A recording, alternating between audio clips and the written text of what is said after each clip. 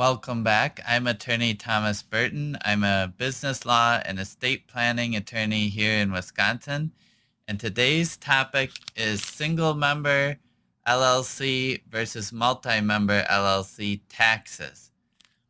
So as we approach the time of year in the spring when you think about filing your taxes, it's also a good time to revisit the difference between a single member LLC and a multi-member LLC and how that works for the taxes. And when I'm meeting with clients to discuss forming a new LLC, which as a reminder is a limited liability company in Wisconsin, sometimes they will discuss whether they want to have one member or multiple members. Sometimes it's a two-person enterprise, or they're considering adding what they might call a business partner. Now, for matters of law, they aren't really going to be your partner. They'd be a member of the LLC. But let's say you're considering going into business with a friend or someone else, and you're wondering the pros and cons and things like that. Well, one thing you want to think about is the taxes. Now, I often encourage people, if it's a business they're going to operate, to consider owning it themselves because they maintain 100% control of the business.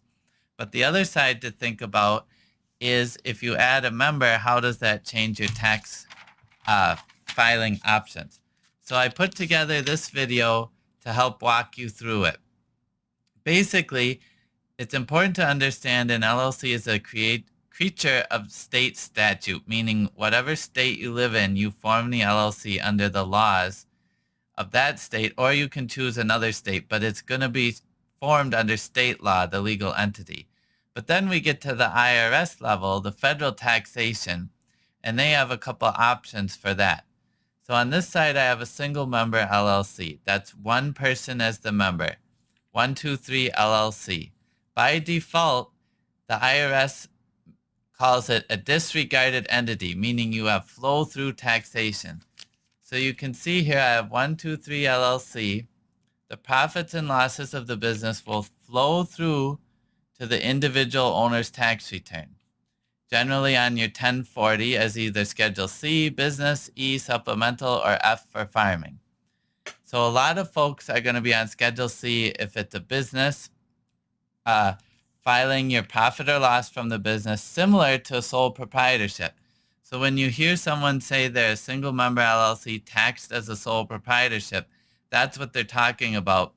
It's looked at exactly the same way by the IRS as a disregarded entity for tax filing. Now let's move over here to a multi-member LLC. The default in that case is you are looked at as a partnership and you must file a partnership return, which is Form 1065 with the IRS. So in this case, the profits and losses from the business are going to flow through, they're going to get reported on Form 1065, which is sent to the IRS. Then the company gives each member a K-1, and that K-1 reports the member's proportionate share of the profits or losses of the business. They receive the K-1, then they take the K-1 and report that information on their individual tax return. And you can see I ran out of space, but there's an extra tax return in the middle here that must be filed Form 1065. And let's say you have a LLC with 3 members and they each are 1/3 owners, or 34, 33, 33. That's the percentage of the profits or losses that will flow through to each one. 34, 33, 33.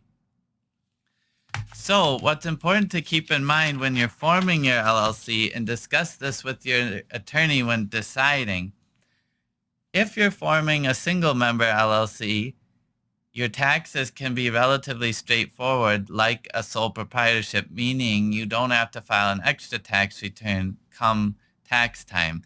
You can file on a schedule to your individual tax return.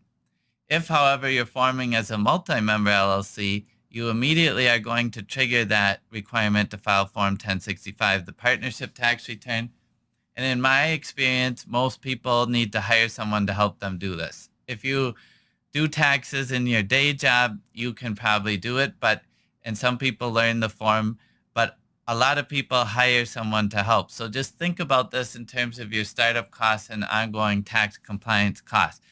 Sometimes I have people come to me and say they want to add a friend as a minority member, 10% or something like that. They want to maintain control of the business, which is always smart, more than 50%. In my opinion, if you're the one doing most of the work and you're going to own the business. But they say, maybe I want to add my friend as 5%. And I say, that's okay, but do you realize that if you do that, you immediately have to file a partnership tax return? You can't file anymore as a simple disregard, on your scheduled to your own personal tax return. So here's a highlight. Single member LLC, no separate return required. You can claim the profits or losses on Schedule C for business to your individual return, and this is similar to sole proprietorship. Multi-member LLC, meaning more than one, so two is multi-member, must file partnership return. Members take their portion of profits and losses as reported on K1 and then report that information on their individual tax return.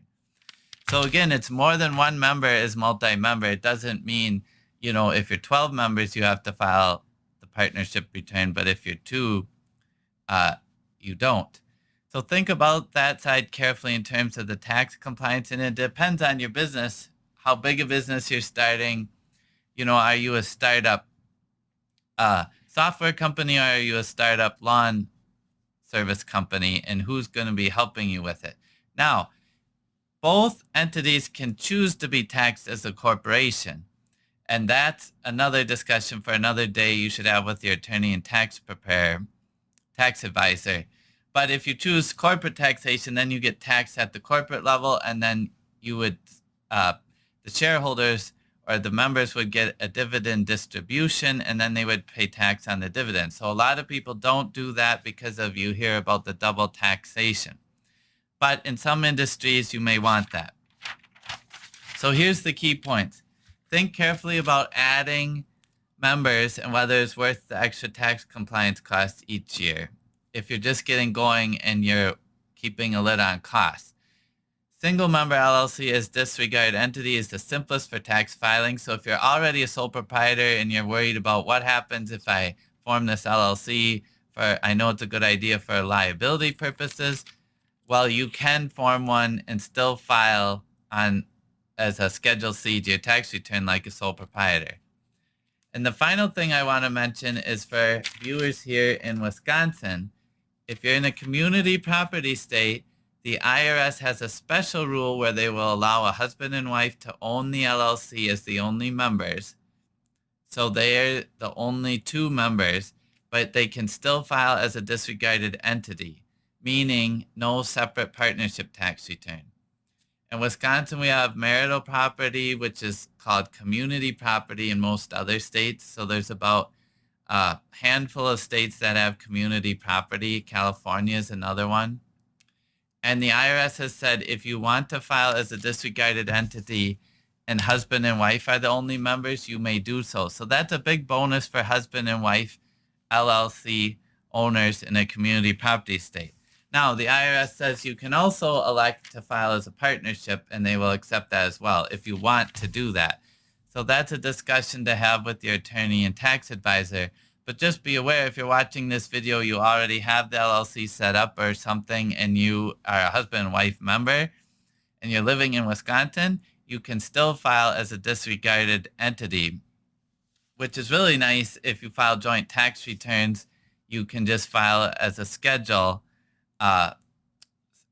C for a business to your individual tax return for a single member LLC for a legally married couple in Wisconsin. Now, for all the other states, if you're not community property, that doesn't apply. So think carefully about that. That's a special rule by the IRS.